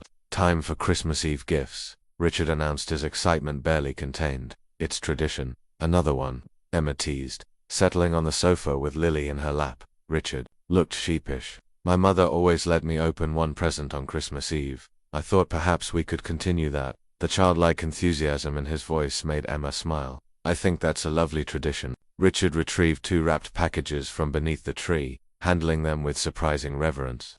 "This is for Lily," he said, presenting a small box wrapped in silver paper. "And this is for you." Emma helped Lily unwrap her gift, a delicate silver rattle with a lily engraved on its handle. "It's beautiful," she said, guiding Lily's hand to grasp the treasure. "It was my mother's," Richard explained, "and then mine. Family heirlooms should be passed down." Lily immediately put the rattle in her mouth, making both adults laugh. "I think she approves," Emma observed. "Your turn," Richard encouraged, nodding. To the second package, Emma unwrapped the gift carefully, revealing a velvet jewelry box. Inside lay an exquisite ring-an emerald surrounded by diamonds in an antique setting. This was my mother's, Richard said softly. Catherine admired it once. Long ago, I'd always planned to give it to you on your wedding day. But, double quotes, he paused. I thought you might like to have it now. Emma lifted the ring, captivated by the way it caught the firelight. It's stunning. The emerald matches your eyes, Richard noted. Just as it matched my mother's. She would have wanted you to have it. Emma slipped the ring onto her right hand, where it fit perfectly. Thank you, she whispered, deeply moved by the significance of the gift, a tangible connection to the grandmother she had never known. I have something for you too, she admitted, suddenly nervous. It's not fancy, but ... Emma retrieved a flat package from behind the sofa where she had hidden it earlier. Richard accepted it with surprise, carefully removing the simple wrapping. Paper. Inside was a handmade photo album, its leather cover embossed with our family in elegant script. The first page held the restored baby photo of Emma in the snow, followed by a carefully curated collection of images chronicling their journey together. Emma's hospital stay after Lily's birth, Richard holding his granddaughter for the first time, candid moments from their daily life together. The final pages contained recent professional portraits. Emma had arranged secretly with Maria's help beautiful images of Richard with Emma and Lily. 3 generations of Westbrooks captured in moments of genuine connection. Richard turned the pages slowly, visibly moved by the visual narrative of their reunion and growing bonds. When he reached the last page, he found a handwritten note from Emma. To my father, who never stopped searching. Thank you for finding me, for loving me, for giving Lily the family I always wished for. This is just the beginning of our story. With love, your daughter, Emma. Richard looked up, eyes glistening. This is the most precious gift I've ever received. I wanted you to have tangible memories, Emma explained. Proof that we found each other, that we're building the life we should have had all along. We can't change the past, Richard said gently. But this, he tapped the album, this is our future, and it's more than I ever dared hope for. As the evening deepened, Maria served her traditional hot chocolate with cinnamon before tactfully retiring to her own quarters, leaving the family to their private celebration. Lily eventually dozed off in Richard's arms, her tiny hand still clutching the silver rattle. Should we put her to bed? Richard whispered. Emma shook her head. Not yet. Let's just stay like this a little longer. Together they sat in peaceful silence, watching the fire and the gently twinkling tree, savoring the simple miracle of being together on Christmas Eve. Outside, snow continued to fall, blanketing the world in hushed whiteness. I've been thinking, Emma said finally, about Catherine. Richard's expression turned attentive. What about her? I think I understand why she kept us apart, Emma said slowly. She was wrong, but I understand. She was trying to protect me, in her own way. From what? Richard asked gently. From losing you, Emma explained. She probably thought if you knew about me, you'd either reject me completely or try to take me from her. Either way, someone would get hurt. She sighed. She couldn't have known you'd search for so long. Richard considered her words. I was very driven in those days. Focused on success to the exclusion of almost everything else. I can see why she might have doubted my capacity to be a good father. But you would have been, Emma said with certainty. I'd like to think so, Richard replied. I'd like to think I would have chosen you over everything else. He gazed down at his sleeping granddaughter. Some things matter more than success or wealth. It just took me too long to realize that. Maybe that's why we found each other now, Emma suggested, when we were both ready to understand what family really means. Richard smiled, the wisdom in her words striking a chord. Perhaps you're right. Perhaps timing is everything. As Christmas Eve gave way to Christmas morning, 3 generations of Westbrooks remained together, united by blood, choice, and love, their once separate paths now irreversibly intertwined. Outside, the snow continued to fall, covering past footprints. With fresh possibility. Spring arrived with a burst of new beginnings. The Catherine Davis Family Center broke ground with a ceremony attended by local officials and media. Emma, standing proudly beside Richard as he cut the ceremonial ribbon, found herself unexpectedly comfortable in the public eye, her initial fears of being labeled a gold digger fading as the genuine nature of their father-daughter bond became evident to even the most cynical observers.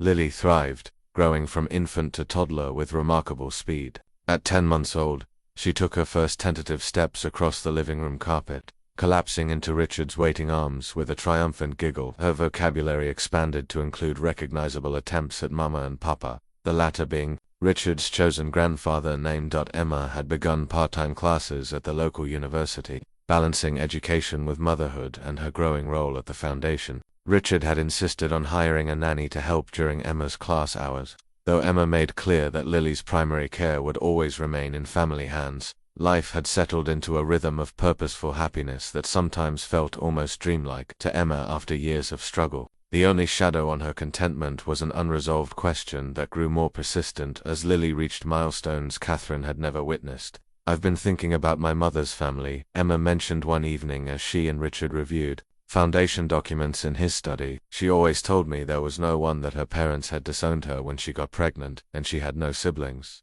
Richard looked up from his computer. That wasn't entirely true. Catherine had a younger sister, Claire. They weren't close, but Claire contacted me after Catherine died. She's the one who sent me that baby photo of you. Emma set down her pen, stunned. "I have an aunt who's still alive." "As far as I know," Richard confirmed. "We lost touch after that one communication. She was living in Seattle at the time." "Why didn't you tell me this before?" Emma asked, hurt evident in her voice. Richard sighed. "I should have. At first, everything was happening so quickly with finding you, then Lily's birth and your recovery, and then, honestly, I was afraid." "Afraid of what?" "That you might feel torn between your mother's family and me," Richard admitted.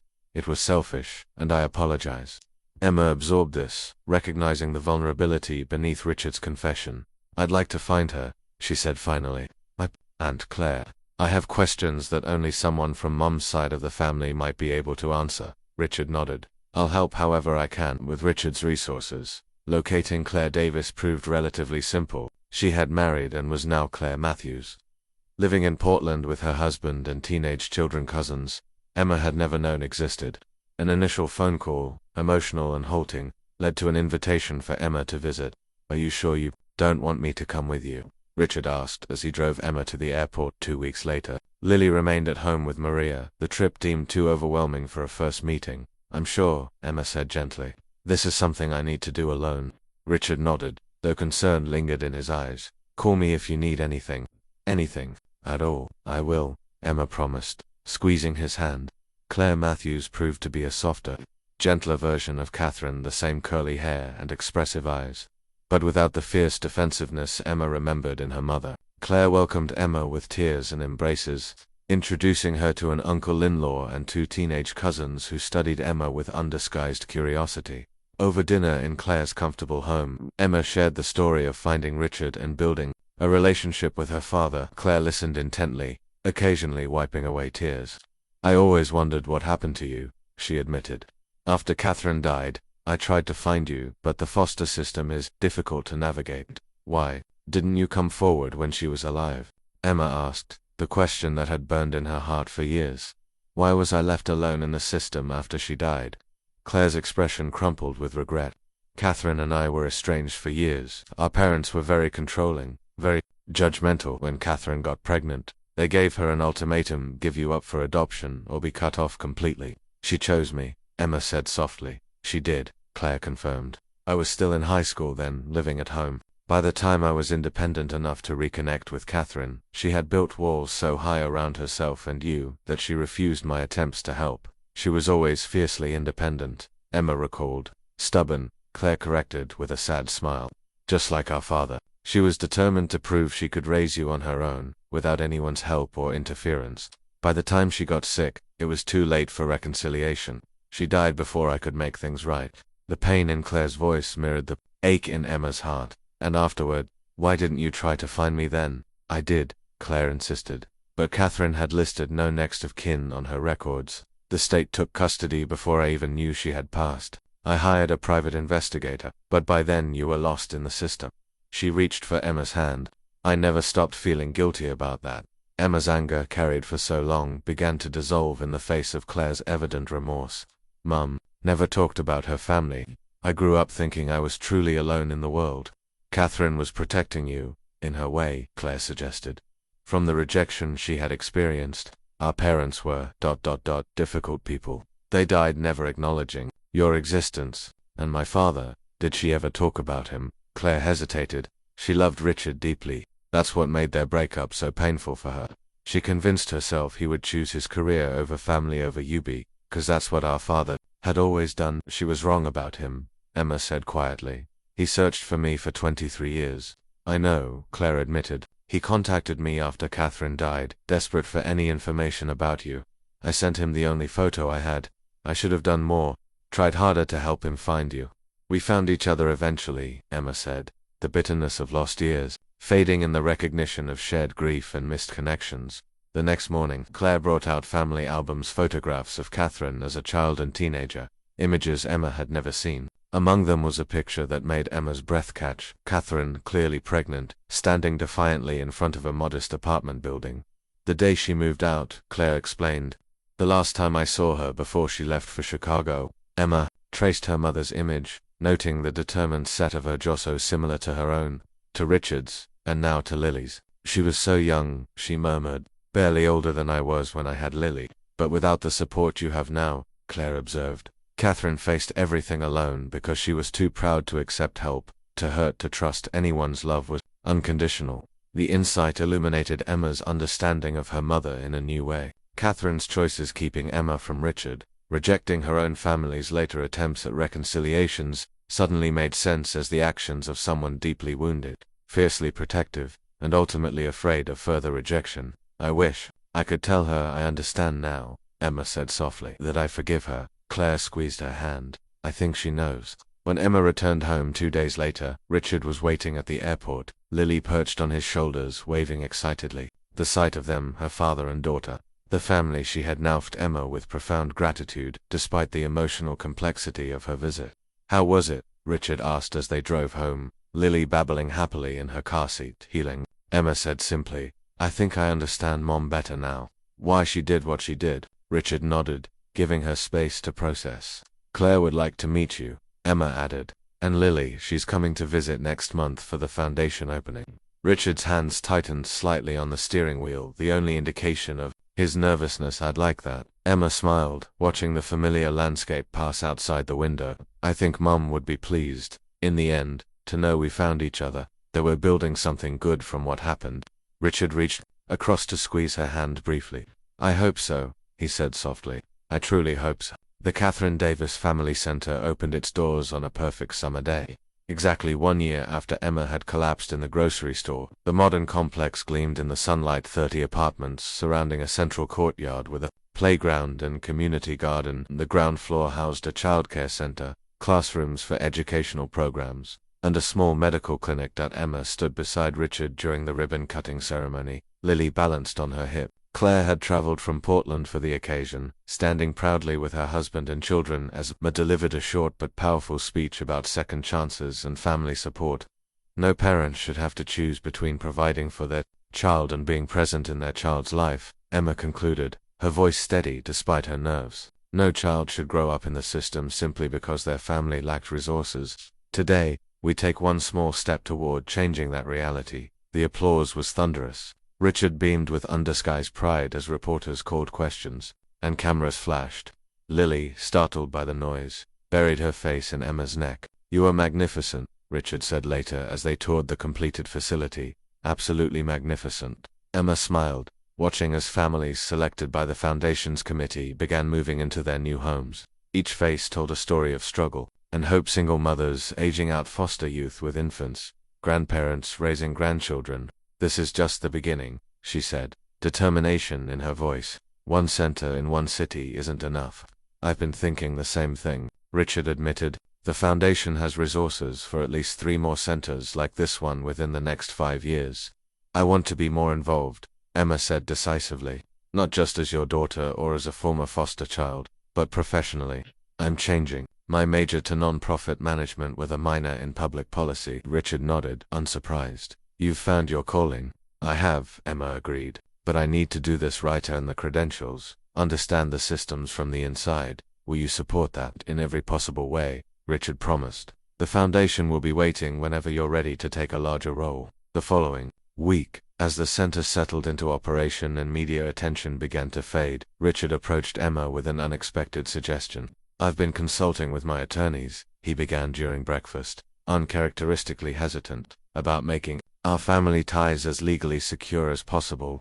Emma looked up from helping Lily with her oatmeal. What do you mean? We've already amended my birth certificate and changed our names. Yes, but there's something else we could do. Richard passed her a folder of legal documents. Adult adoption. Emma stared at him, surprised. That's a thing. It is, Richard confirmed. It would legally establish you as my heir without question, though that's not my primary concern. More importantly, it would create a permanent, court-recognized relationship that can never be challenged or questioned. Emma leafed through the documents, considering the implications. Would it change anything about our day-to-day lives? Not at all, Richard assured her. It's simply a legal recognition of what we already know to be true. He hesitated, vulnerability evident in his expression. After spending 23 years searching for you, I suppose I want every possible assurance that we can never be separated again. The sentiment touched Emma deeply. You're worried something might happen to you, she realized. That someone might challenge your will or Lily's claim as your granddaughter. Richard nodded. Business empires attract opportunists. My extended family is small but includes cousins who might feel entitled to a share. This would remove any possibility of such challenges. Then let's do it, Emma said simply. Let's make it official in every possible way. The adult adoption process proved surprisingly straightforward given Richard's resources and connections. Within weeks a court date was set. The proceeding itself was brief but profoundly moving, a judge in family court reviewing their unusual case with evident emotion. In my 30 years on the bench, the judge commented, I've rarely encountered circumstances quite like yours. A father and daughter separated by deception, reunited through chance, now formalizing their relationship through legal means. Emma and Richard stood side by side before the bench, Lily contentedly playing with Richard's tie from her perch in Emma's arms. Claire sat in the gallery with Maria, both women dabbing at tears. The court finds that this adoption serves the best interests of all parties, the judge continued, and furthermore, represents a remedy to an injustice that should never have occurred. He signed the final decree with a flourish. Congratulations, Ms. Westbrook. You are now, in every legal sense, your father's daughter. The simple statement brought tears to Emma's eyes. For most of her life she had been defined by absence, the mother she had lost, the father she had never known, the family connections that had been denied her. Now, at 24, she stood in a courtroom legally, claiming her birthright and her name. Thank you, Your Honor, Richard said, his own voice thick with emotion. The judge smiled. I understand Ms. Westbrook has requested a name change as part of this proceeding. Emma nodded. When Richard had first suggested adult adoption, she had made one additional request to add Catherine as her middle name, honoring the mother who, despite her flaws, had loved her fiercely and done her best. The court grants the name change petition, the judge declared. You are now officially Emma Catherine Westbrook. Outside the courthouse, Richard embraced Emma tightly. Lily squished happily between them. It's done, he said softly. No one can ever deny who you are or where you belong. I never doubted it, Emma replied, but it feels right to have it recognized by law. Claire joined them, her eyes still damped. Catherine would be proud, she said, touching Emma's cheek gently. Not just of this, but of the woman you've become. She'd be proud of all of us, Emma suggested, or finding our way back to each other. That evening they celebrated with a small dinner at home, just family, including Claire and her husband who had extended their visit. As Maria served her famous flan dessert, Richard raised his glass in a toast. To family, he said simply, found, reclaimed, and now legally binding. To family, the others echoed, glasses clinking in the warm evening air. Later, after guests had departed and Lily was tucked into bed, Emma found Richard in his study, examining the framed adoption decree he had already mounted on the wall beside his most significant professional achievements. Happy? She asked. Leaning against the doorframe, Richard turned, his expression serene. More than I ever thought possible. He gestured to the wall of accomplishments. None of these matter compared to finding you. You know that, don't you? Emma nodded, understanding the depth of his feeling because she shared it. Their bond forged through loss, discovered by chance, and now affirmed by law had become the foundation upon which both had rebuilt their lives. We're Westbrooks, she said, smiling, officially and forever. Westbrooks, Richard agreed, his voice warm with contentment. Just as we were always meant to be. Lily's first birthday dawned bright and clear, the garden in full summer bloom. Emma stood at the nursery window watching her daughter sleep peacefully in her crib, tiny arms flung overhead. Dark curls tousled against the pillow 1 year. It seemed impossible that 12 months had passed since that dramatic day in the hospital when Lily had entered the world 6 weeks early, setting in motion the chain of events that had transformed all their lives. She's still asleep, Richard whispered, appearing in the doorway with 2 mugs of coffee. Emma nodded, accepting the offered drink. Not for long, I'm sure. She seems to know when there's excitement brewing. Richard smiled, gazing at his sleeping granddaughter. Hard to believe. It's been a year. The fastest and fullest year of my life, Emma agreed. They had planned a small celebration for Lily's birthday, just family and a few close friends. Richard had initially suggested a more elaborate affair, but Emma had gently reined in his enthusiasm, reminding him that Lily would have no memory of the event and would likely be overwhelmed by too much stimulation. She have plenty of lavish parties when she's old enough to enjoy them, Emma had said diplomatically. Richard had conceded with good grace, though he had still managed to transform the garden into a storybook wonderland with flower garlands, a miniature carousel, and a cake that could have fed 50 people. As predicted, Lily woke shortly after sunrise, her excited babbling drawing Emma and Richard to her crib. She pulled herself up to standing, bouncing on chubby legs with a delighted grin that showcased her tiny teeth. "Happy birthday, sweet girl," Emma said, lifting her daughter into a warm embrace. "Ba-ba-ba," Lily replied enthusiastically, patting Emma's face with sticky hands.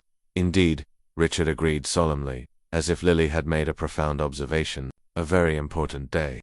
The morning passed in comfortable family routines: breakfast in the sunny kitchen, a walk through the garden where Lily practiced her still wobbly steps between Emma and Richard, holding their fingers for balance. By afternoon, the house buzzed with preparations for the small gathering. Claire arrived first with her family, bringing handmade gifts from Portland. Maria supervised the catering staff with her usual efficiency, ensuring everything was perfect. For the celebration, Dr. Kleinman came bearing an enormous teddy bear, delighted to see his former patient thriving. Most surprising was the arrival of Eleanor Vance, the foundation board member Emma had met at Richard's party a year ago. She had since become Emma's mentor as she pursued her nonprofit management studies. "I wouldn't miss this milestone," Eleanor insisted, presenting Lily with a beautifully illustrated collection of children's books. "After all, this little one is the inspiration behind everything we're building." Emma glanced at the Catherine Davis Family Center's progress report, which sat on Richard's desk in the study. In its first year of operation, the center had housed 28 families, provided childcare for 42 children, and helped 16 parents complete educational programs or secure stable employment. 3 more centers were in various stages of development across the country. "It's amazing what can grow from a chance encounter," Emma observed, watching Lily toddle between adoring guests in the garden. "There was nothing chance about it," Richard countered gently. "I prefer to think it was meant to be, that somehow, despite everything, we were always destined to find each other." Emma smiled, not arguing the point, whether fate, coincidence, or some mysterious alignment of circumstances had brought them together. The result was the same: a family whole and healing after decades of separation. As afternoon mellowed into early evening, Richard called for everyone's attention. The guests gathered around a small table where Lily sat in a decorated high chair, eyeing the massive birthday cake with keen interest. "Before we sing to the birthday girl," Richard began, "I'd like to say a few words." He cleared his throat, suddenly emotional. "1 year ago today, our lives changed forever. Emma and I found each other after 23 years apart, and this little miracle," he smiled at Lily, who babbled happily in response, "came into the world to complete our family circle." Emma felt tears welling as Richard continued, his voice steady despite the emotion evident in his expression. "In just 12 months, we've built not only a family but a foundation that will help other families stay together, supporting parents and children who might otherwise face the separation that Emma and I endured." Richard raised his glass. "To Lily, whose arrival set everything in motion, and 2 second chances, which prove it's never too late to find your way home." "To Lily and second chances," the guests echoed, raising their glasses. As the traditional birthday song filled the garden, Emma watched her daughter's fascinated reaction to the single candle flickering on her cake slice. Lily reached for the flame, prompting Richard to quickly guide her hand to blow instead a puff of air from his own lungs, ensuring the candle went out, while Lily claimed credit with a triumphant squeal. That inevitable cake smash followed, Lily's face and hands quickly covered in frosting as she abandoned any pretense of utensils in favor of direct tactile exploration. Richard, to everyone's amusement, didn't even flinch when a frosting-covered hand patted his immaculate shirt, leaving a perfect turquoise handprint over his heart. "That's actually rather poetic," Claire observed with a smile, marked by the next generation. As the party wound down and guests departed, Emma found a quiet moment with Richard on the garden terrace. Lily had finally succumbed to the excitement of the day, falling asleep against Richard's shoulder, cake still smudged at the corner of her mouth. "Thank you," Emma said softly. Richard looked up, questioning. "For what?" "For everything. For searching. For me, for not giving up. For loving Lily as if she's your own." Emma's voice thickened with emotion. "For giving us both the family we deserved." Richard's eyes glistened in the fading light. "You and Lily saved me," he admitted quietly. "All those years of success meant nothing without someone to share it with. You gave my life meaning beyond achievements and acquisitions." Emma reached out to brush a strand of hair from Lily's forehead. "She's going to grow up so differently from how I did, secure, supported, knowing exactly where she belongs and who loves her." "Breaking the cycle," Richard observed. "That's what the foundation is about too, isn't it? Ensuring other children have what you didn't. Stability, opportunity, family cohesion." Emma nodded. "It feels like we're honoring Mom's memory this way. She did her best with what she had." "She did," Richard agreed. "And now we're doing our best with what we have, which fortunately includes considerably more resources." They shared a smile of understanding, the past's sharp edges softened by time and perspective. The garden lights came on automatically as dusk deepened, casting a warm glow over the remains of the celebration discarded wrapping paper, abandoned plates, the decimated birthday cake. "I should put her to bed," Emma said, reluctantly breaking the peaceful moment. "Me," Richard offered. One last grandfather privilege to end her special day. Emma relinquished her sleeping daughter, watching as Richard carried Lily with practiced gentleness toward the house. Their silhouettes framed in the doorway, tall man and tiny child, created an image of protection and belonging that Emma committed to memory. Later that evening, after the house had quieted and the party remnants had been cleared away, Emma found herself drawn to the guest house where their journey had begun. It stood empty now, occasionally used for visitors, but maintained exactly as it had been when she and Lily had first stayed there, in the nursery alcove. Emma opened the closet where Richard had stored 23 years of birthday gifts. Over the past year, she had gradually opened them, all tangible reminders of her father's unwavering hope during their years of separation. Each present had been chosen with remarkable prescience, somehow aligning with Emma's actual interests and personality despite Richard having no knowledge of how she was developing. On the top shelf lay the first gift, a silver baby rattle identical to the family heirloom Richard had given Lily. Emma lifted it carefully, running her fingers over the engraved E on its handle. Beside it sat the final gift, the Lily pendant necklace she now wore daily. Between those bookends of infancy and adulthood lay the story of a childhood and adolescence that might have been dolls and books, art supplies and music boxes, each representing a milestone Richard had marked in absentia, keeping faith that someday he would find his daughter. "Everything okay?" Richard's voice came softly from the doorway. Emma turned, smiling through tears she hadn't realized were falling. "Just remembering, thinking about how different everything is now compared to a year ago." Richard crossed to stand beside her, gazing at the collection of opened gifts. "When I bought each of these, I had no idea if they would ever reach you. I just knew I had to keep believing, keep trying. And now here we are," Emma said, gesturing to encompass not just the room but their entire shared life. "A real family." Richard wrapped an arm around her shoulders.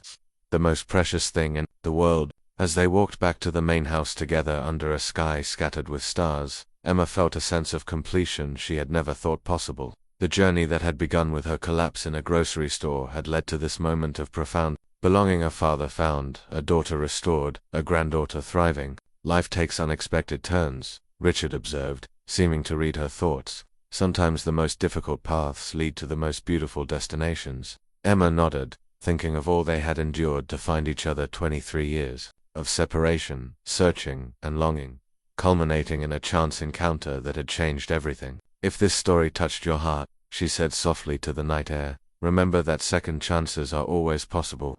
Family can be found when least expected, and sometimes a simple act of kindness, like helping a stranger in need, can lead to healing wounds you didn't even know you carried." Richard squeezed her shoulder gently as they reached the house, light spilling warmly from within. "Home," he said simply. Emma smiled, the word resonating with all it now meant to her. "Home," she agreed, "at last."